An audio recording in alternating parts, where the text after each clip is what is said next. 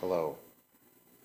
I come to you as a messenger from the past, the distant past, with a warning for you. You didn't think time travel was possible, and yet here I am, a messenger, a survivor of the past. And in class today, the present from the past, we are going to be discussing the future. The future of the book and the future of your essay from the past in the present. If you need to take a moment to scoop up your brains that were blown out of your skull by that bit of time traveling philosophy, take a moment.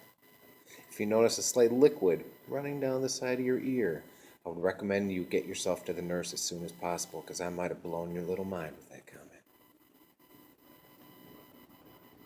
That's all I got. Anyway, open up your books. We got two different versions of the book. We got the yellow stripe. We got the yellow stripe version, right? And that's in third hour. And then we got the non-yellow stripe version. And so I collected the page numbers we're going to talk about. I will give the yellow stripe version and the non-yellow stripe version. I would highly recommend you write some stuff down as we go, as at this point we are over halfway done with the book, and by the end of next week we're going to start talking about your next paper. So open up to page 86 for the yellow stripe version and 81 for the non-yellow stripe version. On 86, Nick goes over to Gatsby's house and says, "Your place looks like the World Fair," I said. "Does it?" He turned his eyes toward it absently. "I've been glancing around into some of the rooms. Let's go to Coney Island, old sport, in my car." "It's too late." "Well, suppose we take a plunge in the swimming pool. Haven't made use of it all summer." "I've got to go to bed." All right. We get a little hint there about Gatsby's conception of time. I don't know if you remember yesterday when we were talking about when Daisy and Gatsby met for the first time in 5 years. It was very awkward, and we got a little bit of a sense there of Gatsby's conception of time.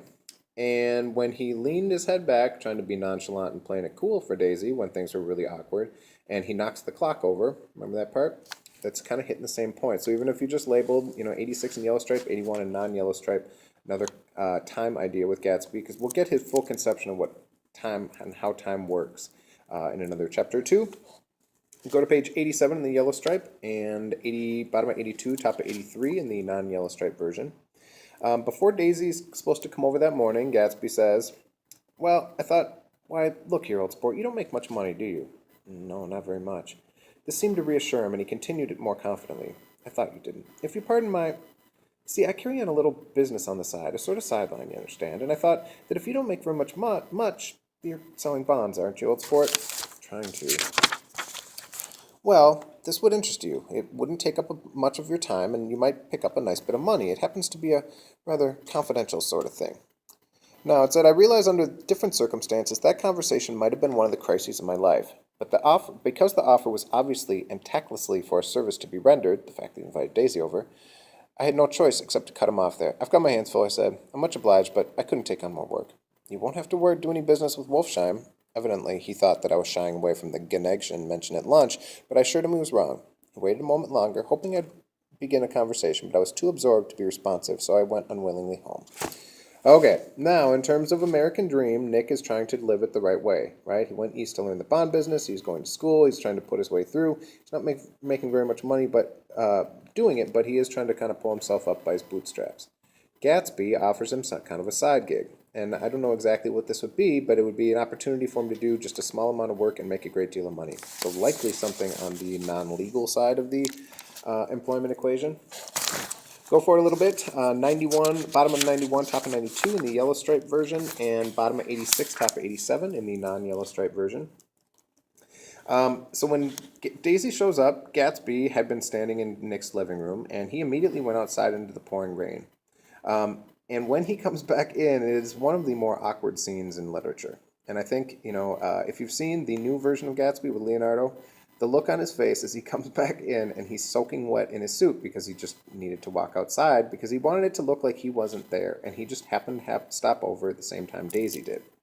Things are awkward. So they're staying there trying to be cool, and on the bottom of 91, "We met before," muttered Gatsby.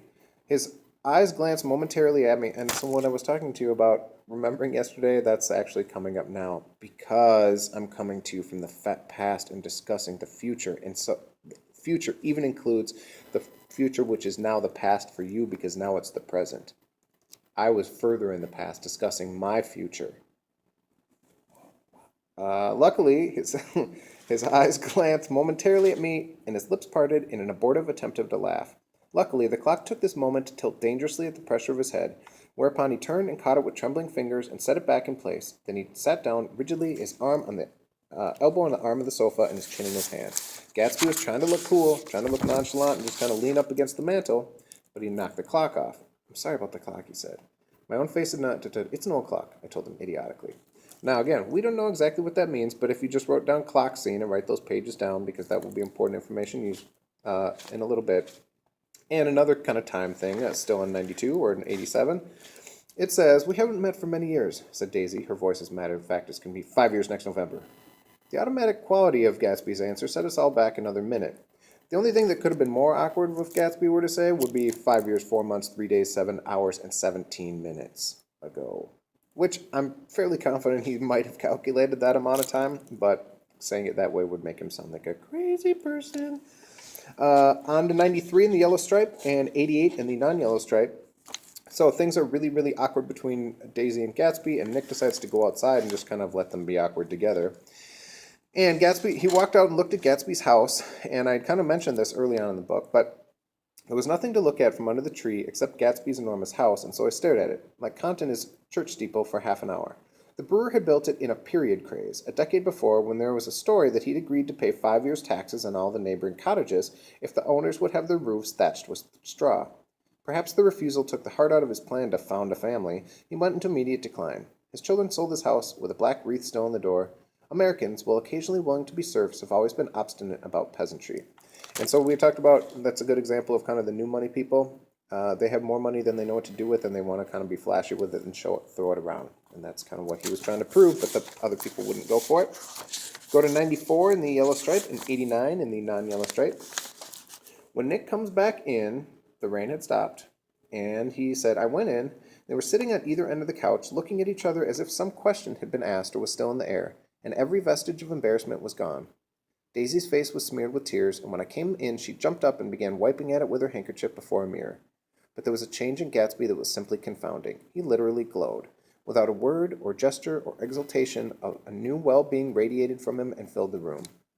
Now, you can imagine what Gatsby is thinking and feeling right now, because for the last 5 years he's devoted every moment of his life, every waking moment and sleeping moment, because he's dreaming about this too, of how he's going to get Daisy. Right? And now Daisy's finally here. I don't know if you've ever had a birthday party or New Year's party or some party you've really looked forward to for a long time. And generally, what I found anyway, the more you look forward, time you spend looking forward to it, the bigger a disappointment it is. And, we've read enough of Daisy and seen enough of Daisy in the clip we watched the other day of the old version of the movie in the past, that she's a really limited person, right? She's not overly nice. I think she's relatively smart, but not super, right? And so it does seem like there's no way she could ever really live up to the dream that Gatsby's made her into. Going on, 95 in the yellow stripe and 90 in the non-yellow stripe.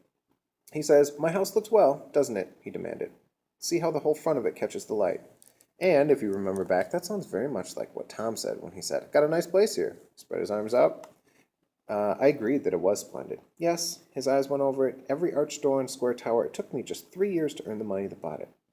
"I thought you inherited your money." "I did, old sport," he said automatically, "but I lost most of it in the big panic, the panic of the war." I think he hardly knew what he was saying, for when I asked him what his business was, what business he was in, he answered, "That's my affair." Before he realized that wasn't an appropriate reply. "Oh, I've been in several things," he corrected himself. "I was in the drug business, and then in the oil business, but I'm not in either one now." He looked at me with more attention. "Do you mean you've been thinking over what I proposed the other night?" Before I could answer, Daisy came out of the house. Now, Gatsby let the cat out of the bag. He spilled some beans, or maybe he spilled some beans on the cat that he just left out of the bag, because he kind of hinted at something, right? You remember in the movie what his house looked like. If you earn that money, enough money to buy that house, throw those parties, buy that car, all in 3 years, either you are a professional athlete or professional performer, maybe some really, high-level CEO or something, or you're doing something else, right? And we've had several hints, right? His connection with Wolfsheim is significant. If you remember all those details, right? The molar cufflinks, and he fixed the World Series by himself. this is the person who Gatsby's business associate is. And so I think we can assume that whatever Gatsby did to earn all that money was not legal. Going on, go to 96 in the yellow stripe and 91 in the non-yellow stripe version. Going on, they're walking through the house, and I don't know if you've ever had this experience, if you invite someone, a new boyfriend or girlfriend or friend over to your house, and you look at that person looking at all your stuff and looking through your house. I don't know if that makes sense, but as Gatsby and Daisy and Nick were walking around, Gatsby was looking at Daisy, looking at his things. And he kind of rearranged how he felt about the things that he had purchased and the things in his house based on Daisy's reaction to it. Things that she seemed to really admire or really like, that changed his feelings on those things and made those feelings more powerful. They walked through, and inside, as we wandered through the Marie Antoinette music rooms and the restoration salons, I felt that there were guests concealed behind every couch and table, under orders to be breathlessly silent until we passed through. As Gatsby closed the door of the Merton College Library, I could have sworn I heard the owl-eyed man break into ghostly laughter. Now, I don't know how many of you used the Google machine to look that up. I hope you did. But if you didn't, the Merton College Library is the library at Oxford, right? And so when he walked by the library and he swears the owl-eyed man breaking into laughter, that's because it's a set, right? And the owl-eyed man saw that. And so the set, and he's the actor, is for Daisy. We don't know what that means exactly yet. But all these great lengths he went to make his set look the way it's supposed to look and to make himself as character look the way he's supposed to look, it's all for Daisy, to make himself worthy of her. Going on, go to page 98 in the yellow stripe and 92 in the non-yellow stripe. Now, this is a really weird scene, and this is one bit of the movie that one bit of the book that the new movie does really well. So they've been touring around, and he's been showing her a whole house. In the new movie, Gatsby's bedroom is multi-stories, right? And it's kind of this big open, high-ceilinged area with kind of closets ringing around, going up to the ceiling. And she's laying down, sitting down on the bed, and he's hucking shirts down at her, kind of showing off all the shirts he's got. And then she starts sobbing. Suddenly, and this is on 98, with a strange sound, Daisy bent her head into the shirts and began to cry stormily. "They're just such beautiful shirts," she sobbed, her voice muffled in the thick folds. "It makes me sad because I've never seen such beautiful shirts before." In the new version of the movie, before that happens, Daisy starts sobbing. Gatsby goes down to see her, and he said, "Daisy, what's wrong?" And Daisy has this look on her face like she's about to say something big. Right? And that something big could be, "I love you, I should be with you, these last 5 years I should have been with you, I should not have been with Tom," something to that effect. We don't know exactly what it is because we don't get the answer. But right as she's about to make that big statement, then she chickens out, and it's like she almost just kind of looks around and sees the first thing that kind of catches her attention and attributes that to what she's crying about. So she's about to say, "I love you," but she doesn't, or something to that effect, and she instead said, "They're just such beautiful shirts," which is kind of a toss-away line that it was the best she could kind of come up with rather than reveal what she was really going to say. Going on down the page a little bit, we finally find out what the green light was about. "If it wasn't for the mist, you could see your home across the bay," said Gatsby. "You always had a green light that burns all night across at the end of your dock." Daisy put her arm through his abruptly, but he seemed absorbed by what he just said.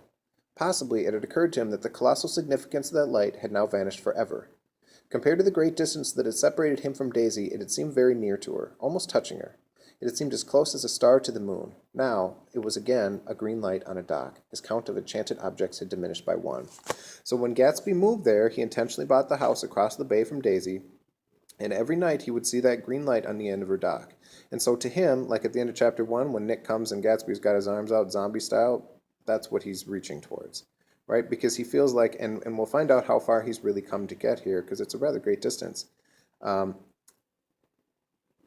when he sees that green light, he puts all his hopes and dreams into that. That becomes the symbol of relationship with Daisy, in his mind, right? And so when he was trembling and reaching out toward, he was reaching out towards Daisy. And now that Daisy's here, and he's got her, at least on some level, that green light doesn't mean what it did anymore.